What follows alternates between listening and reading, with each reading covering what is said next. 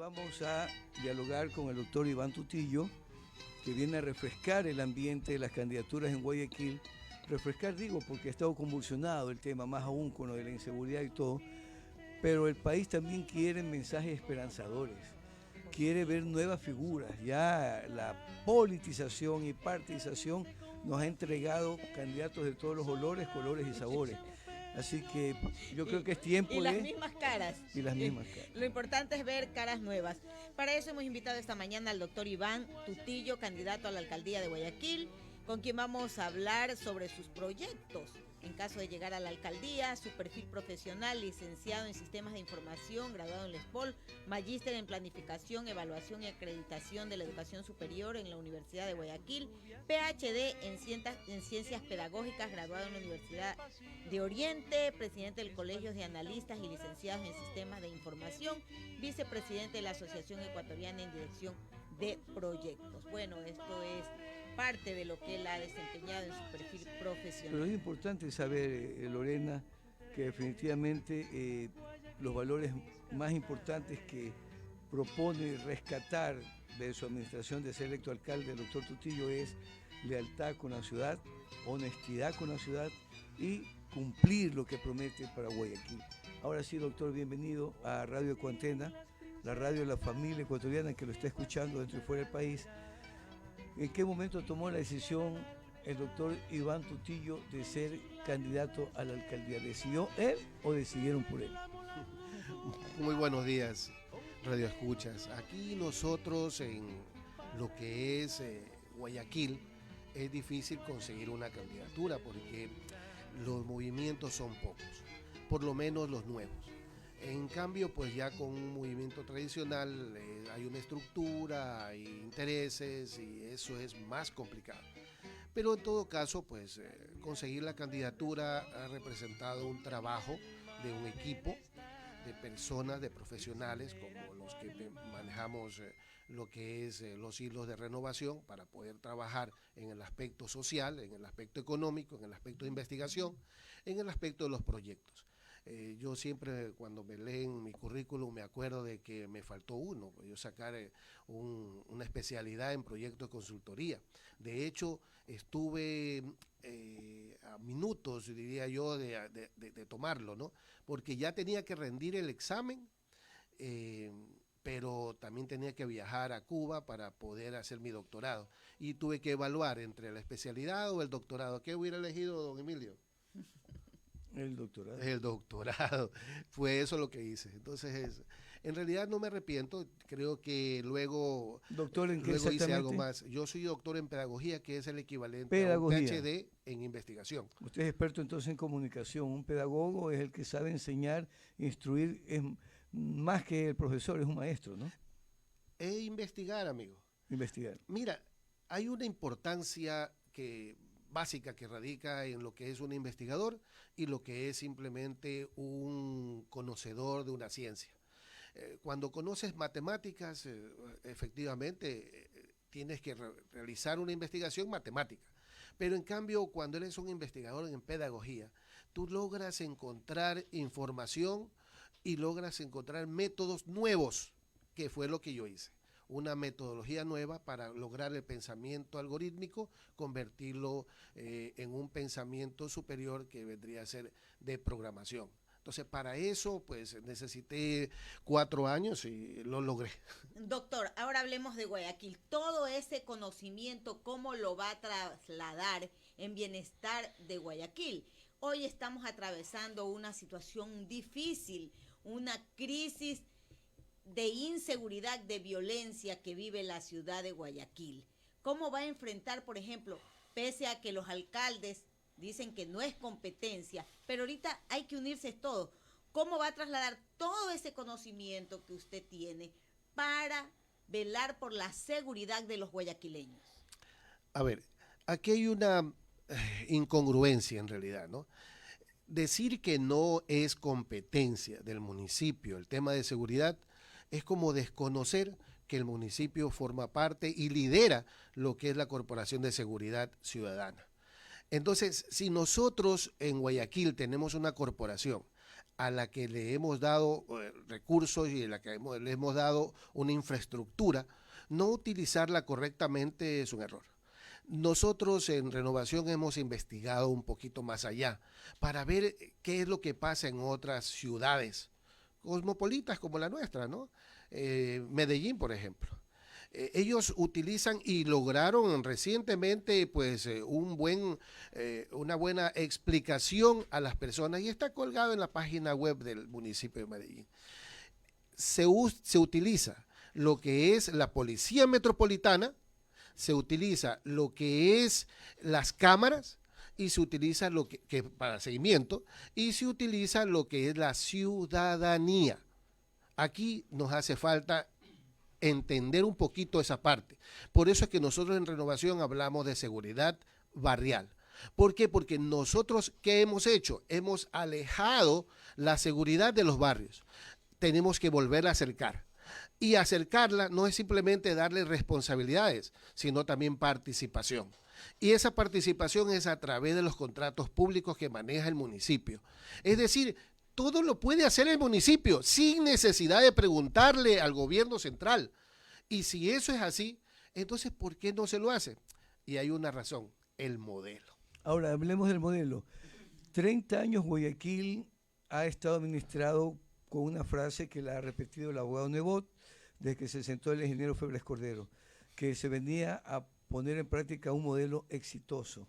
Después de 3 décadas, usted que habita en Guayaquil y que va a ser candidato a la alcaldía, ha recorrido esta ciudad para revisar si ese modelo tiene éxito hasta ahora, en primer lugar. En segundo lugar, ¿ha revisado usted la forma como se ha administrado este modelo con 2 fundaciones y 5 o 7 empresas público-privadas que son las que han venido manejando los recursos de la ciudad? ¿Se ha informado sobre esos temas? Por supuesto que sí. A ver, dentro de Guayaquil hablamos de un modelo exitoso. Bueno, lo que pasa es que es un modelo que tiene que tener un nombre y le pusieron así porque una propaganda pues ayuda mucho. ¿Usted cree que ha sido exitoso o no? No, por supuesto ¿Por que qué no. razones? Porque en este momento lo que nosotros necesitamos no está cubierto. Ese es el asunto. ¿Cuáles son las primeras necesidades que usted plantea? Seguridad y salud eran las principales. Anteriormente era salud, ahora es seguridad. Pero si miramos esa parte, primero que nada, el modelo de gestión siempre está en un sistema. Hablemos de los 3 componentes. El componente de financiamiento, el componente de atención y el modelo de gestión. Los 3 en conjunto, cuando esos 3 círculos están trabajando correctamente y se traslapan, significa que estamos en un modelo exitoso. Ahí estamos en un modelo exitoso. Pero cuando la parte del modelo de atención está volante, entonces significa de que no estamos atendiendo lo que deberíamos atender. Y ahí es donde fracasa. Es decir, si logramos poner 3 círculos concéntricos, entonces podemos decir que es exitoso. Antes podríamos decir que la gente se llenaba con visualizar adoquines. Antes se podía decir que la gente se sentía bien con lo que era el malecón. Pero ese tiempo ya pasó. Cuando hubo la pandemia, hubo un problema de salud. Y se hizo varias cosas, entre ellas pues la principal, que es básicamente crear una entidad con el fondo del Bicentenario y lograron apalear. Pero resulta de que al principio se escondió nuestra alcaldesa y eso es un error. Luego se dio cuenta de que había cometido un error y solicitó ayuda. Y en ese momento apareció pues el ex alcalde y apareció con la expresidenta de la Cámara de Comercio y lograron encontrar un mecanismo que fue irse a los barrios, pero no irse a los barrios con doctores nada más, sino con estadísticos. ¿Para qué? Para lograr una información que permita luego trabajar en forma de redes. Eso es lo correcto. Hizo exactamente lo que haría un académico. Doctor, pero no todo entonces lo que ha hecho la alcaldía de Guayaquil ha sido malo. Hay que tomar lo bueno, mejorarlo, y si hay algo más que hacer, usted nos hablaba, por ejemplo, de nuevos métodos. ¿Cuáles serían esos nuevos métodos? Bueno, es que hay que entender primero el método mal utilizado y que es que es el autoritario. O sea, un modelo de gestión autoritario obliga a pensar siempre en que la persona que está en la cabeza es la que tiene la razón. Y por lo tanto, lo que ella simplemente delega, se supone que lo delega bien y se supone que lo controla bien, pues. Entonces, pero si hablamos de una persona que luego está en un momento aquí, otro momento por otro lado, entonces como que no funcionan las cosas así. Sobre todo si delega y no controla. Nosotros estamos hablando de un modelo donde la gestión está siendo llevada por alguien que empieza pues planificando, luego haciendo, o sea, el acto. Usted mencionó algo importante, doctor, revisar, ¿verdad? Investigar. Luego revisar, claro, Correcto. luego revisar. Ahora, y luego corregir. En ese tema, hay temas emblemáticos que Guayaquil recibió como una respuesta urgente que hizo el Partido Social Cristiano, el tema del agua y alcantarillado. Hizo la concesión a la empresa Interagua. ¿Usted considera que después de 3 décadas este es el modelo exitoso que en provisión de agua la ciudad tiene? Seguimos nosotros para consumir agua comprando agua en galones o en litros o en botellas, porque nadie toma agua directamente de la llave en esta ciudad. Y segundo, vienen los inviernos y se repite la historia cada vez y cuando del tema de las alcantarillas y los sistemas de drenaje y también las plantas de tratamiento de las aguas que infectan el Guayas y los esteros. Esos temas los ha tratado en su plan, los plantea para revisar, investigar, para saber qué otra cosa se puede hacer para mejorar estos servicios que son vitales para nosotros. Bueno, en el tema agua, nosotros hemos investigado que pues los helados pingüinos son hechos con su propia planta de tratamiento. Y fíjese que dentro de lo que es Unilever, tienen su propia ozonificación del agua. ¿Qué significa todo esto? Pues significa simplemente de que el agua está siendo tratada no solo lo normal, sino también los materiales pesados. Si usted se va a todos los trabajos que tiene Interagua, usted se va a dar cuenta de que apenas le dieron 2 millones, me parece que en el último quinquenio, porque tengo acceso a los informes de auditoría, ¿no? Entonces, si yo puedo mirar informes de auditoría en el que apenas le han dedicado 2 millones al tratamiento de ozonificación y estamos hablando de 1.200.000 litros diarios que se consume en la ciudad, entonces estamos hablando de casi nada de inversión.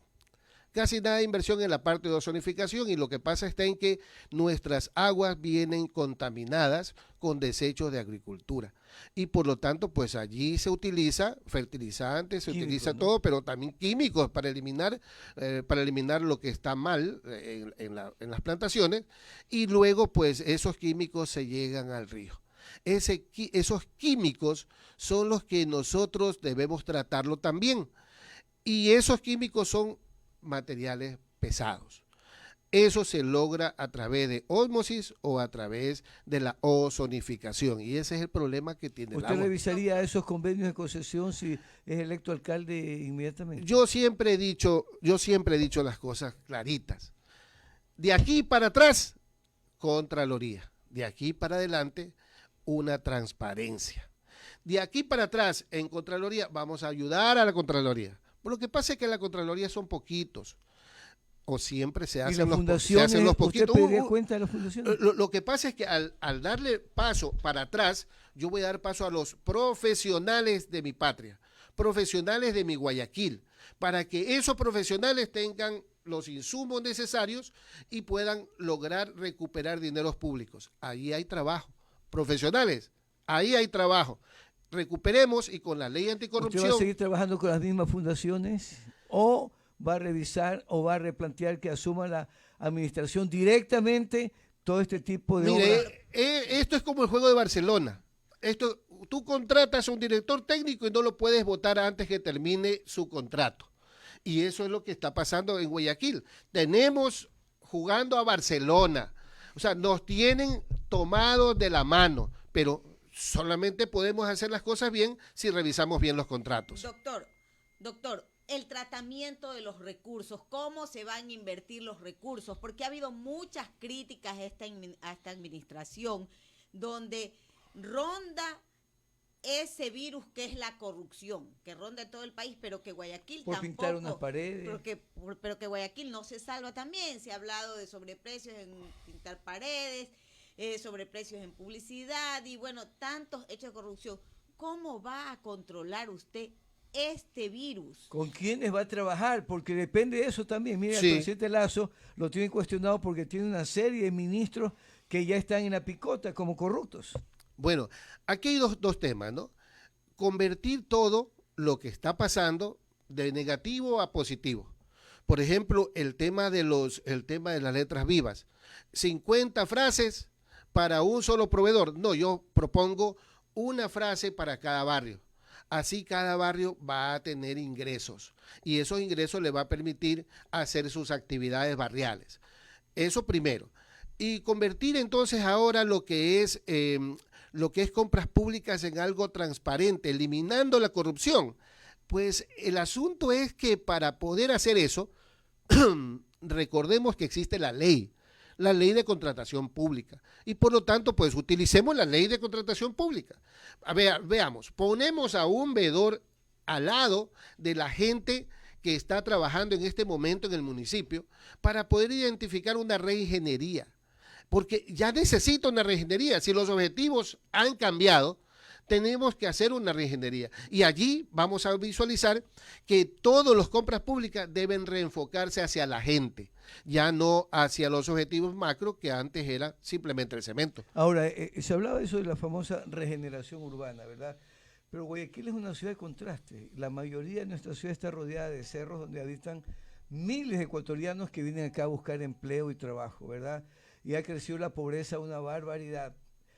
¿Qué plantea el doctor Iván Tutillo para que esos recursos que dice que va a cuidar de la corrupción de la ciudad se reinviertan en esos sectores donde necesitan educación, necesitan emprendimiento, necesitan seguridad, necesitan, bueno, una serie de factores, especialmente los jóvenes, para que no tengan que bajar al centro, vengan de esos barrios a saltar en los buses a todo el mundo que quiere ir a la estación de la 8, la Casualinda, Monte Sinaí, donde es imposible trepar en bus fácilmente. Entonces, ¿cómo va a rescatar a esos jóvenes el doctor Iván Tutillo? Bueno, es educadora. Es con trabajo, con educación, con salud.